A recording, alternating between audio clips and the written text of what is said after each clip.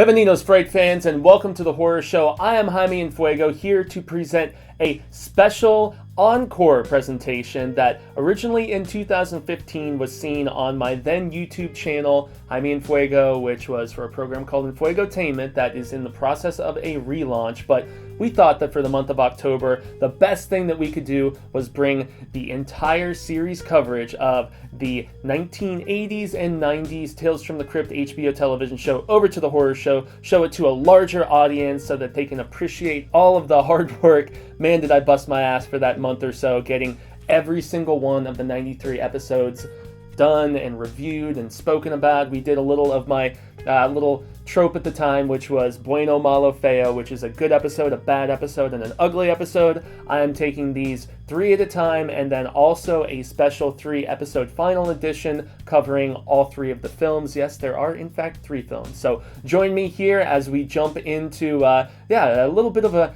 horrific relic that I am very proud to show all of you guys. So until next time, stay scared.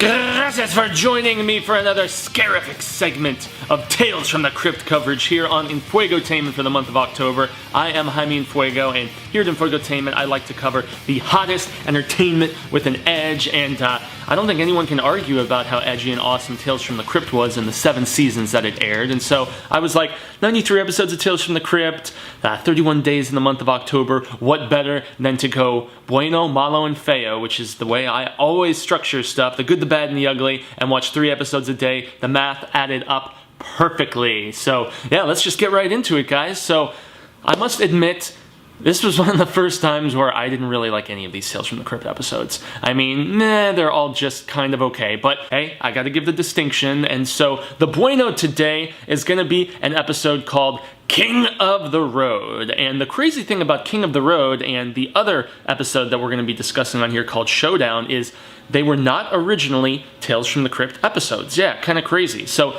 there was a made-for-TV pilot put together by some of the same guys who did Tales from the Crypt, Robert Zemeckis and Richard Donner, and I think Walter Hill had something to do with it, or excuse me, Tom Holland. But yeah, so Tom Holland, Zemeckis, and Mr. Donner all got together and were like, let's do something inspired by the EC Comics Two-Fisted Tales, but let's make it, like original stories as opposed to stuff based on the comics, which is what every single Tales from the Crypt episode up until this point was actually based on, actual issues of the EC Comics series. And so this time, it was not. King of the Road was directed by Tom Holland, and we've spoken about him before on the show. He actually did one of my favorite episodes from the, probably my favorite episode of the first season called Lover Come Hack to Me, which was possibly the best episode of the first season. And then he also did a couple others that I thought were just okay, like the Four-Sided Triangle, the one that had, what's her name, Patricia Arquette in it. So, but he did great films, Thinner. I loved his, TV adaptation of The Langoliers, the Stephen King story. I thought that was really, really solid. But so, yeah, here you've got a very young Brad Pitt, and he's like this hotshot street racer guy, and this is before Pitt got big. This was 1992, and so I think Cool World had just come out. People had seen Thelma and Louise already, but yeah, this was a pre-River Runs Through It release. River Runs Through It came out just a couple months later, and that was when people started to take notice and were like, okay, yeah, this Brad Pitt guy, I guess he can act. And then in turn, he went on to do like California and Seven, and Interview with the Vampire, and 12 Monkeys, and eventually cement himself as one of the biggest names in all of Hollywood. And then you've also got as the the protagonist, with Brad Pitt being the antagonist street racer. You've got Raymond Barry, and this dude was in tons of stuff, from Born on the 4th of July, Mad City, he was in The Chamber. I mean, the list goes on and on, tons of flicks, but I always remember him from Do It Cox, Walk Hard, because the wrong kid died! Yeah, that's right. So, yeah, Raymond Barry's character is the Iceman, an aging street racer who's kind of in hiding for something, and he's police officing now. But, yeah, Brad Pitt comes and tries to stir the shizzle around, and he goes after him, and it's an interesting kind of dynamic between the two of them, but it's not scary. I mean, Two-Fisted Tales was not intent to be scary, and when they debuted it on Fox, it was all one big television movie, and then after it kind of bombed and nobody saw it and nobody really seemed to care, they decided to chop up the episode we're about to talk about, which is called Showdown, this one, King of the Road, and then also Yellow, which was the one directed by Robert Zemeckis that we talked about just a couple episodes ago. So yeah, this one, I mean, it's the bueno because it's the best of the 3 episodes. Love the score by Warren Zevon, some of the original songs and stuff. I guess he did the entire, he did all the music for the episode too. But yeah, I gotta say, at the end of the day, it's just an average episode, but it is the best of the bunch today. So yeah, there you have it, King of the Road. It is today's bueno for this particular segment here on the 16th installment of my Tales from the Crypt coverage. So let's jump into the MALO, yeah, and the MALO is actually going to be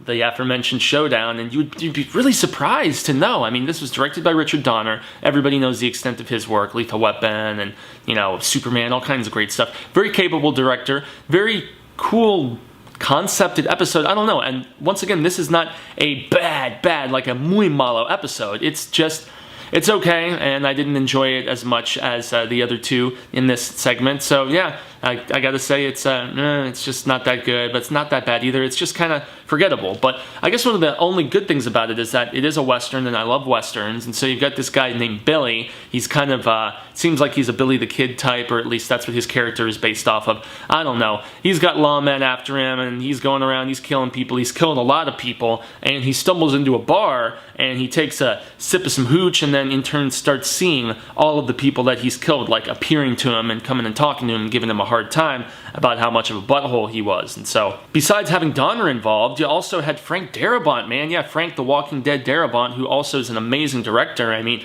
The Green Mile, what else? Shawshank Redemption, The Mist. You know, me being a big Stephen King fan, I loved his adaptation of The Mist. And so these 2 had actually teamed together previously on a Tales from the Crypt episode called The Ventriloquist Dummy, which was a great episode, man. That was the one that had Bobcat Goldthwait in it and Don Rickles. And when we got to interview for the horror show, which is the full-on spooktacular show that I do, thehorrorshowchannel.com, you can find all that stuff. We talked to Mr.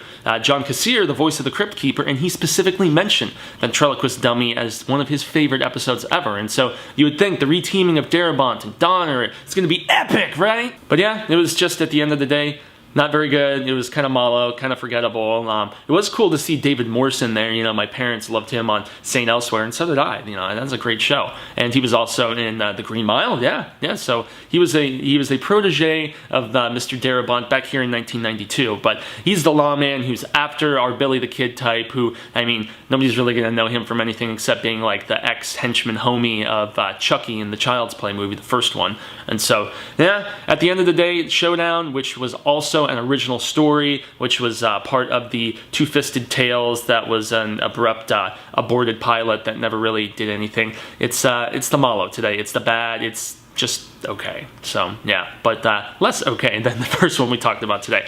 So I know this has been kind of a very boring episode, and for those who are thinking so, I apologize, but I'm supposed to be walking you through all this stuff, right? So lastly, we come to the feo. Yes, that's right, the ugliness, the ugly sauce, as I would say. And today it has to do with an episode called Maniac at Large. And it's kind of funny because this one had Blythe Danner in it, and she's in real life the mom of Ms. Gwyneth Paltrow, but she's also probably most notably known for you know, being the mom on Meet the Parents, and so, yeah, that's what you'll probably all recognize her as. But she's a little bit younger here, and she's a librarian that's kind of obsessed with this killer, this maniac at large. And so she's reading all the headlines in the newspaper, and she's like totally paranoid, and she's getting tripped out thinking the killer at one point is Adam Ant, who's in the short. Yeah, she's thinking it's Clarence Williams III at one point, who everybody knows from the Mod Squad. But I honestly always think of, I want to talk to Samson, because yeah, he was the guy flying him to the moon like that bitch Alice Cramden. And but honestly, he's also familiar with the anthology horror territory because he's the storyteller in Tales from the Hood, yeah, which was inspired by Tales from the Crypt, obviously, hence the name. But yeah, Maniac at Large gets the Feo distinction because, I mean, it's pretty well acted, but the twist here is where the Feo comes into play. I had no idea that this was going to be the twist. You know, they give you, like, they lead you in one direction, they lead you in another direction, and once you finally realize what's going on in the very final frames of this, you're just like, wow, pretty good, I gotta say. And this saw the return of Mae Woods, who had scripted Cutting Cards, which is a great episode that had Lance Henriksen in it, and you know, really solid. And also did an episode that I did not think was very good called Deadline, which we talked about a couple segments ago as well. So I don't know, Maywood scripted it. It was directed by John Frankenheimer, who did all kinds of big, just heralded stuff, including the original, the OG Manchurian Candidate in the 60s, and then he also did the remake of Island of Dr. Moreau, the one that had Val Kilmer and Marlon Brando in it.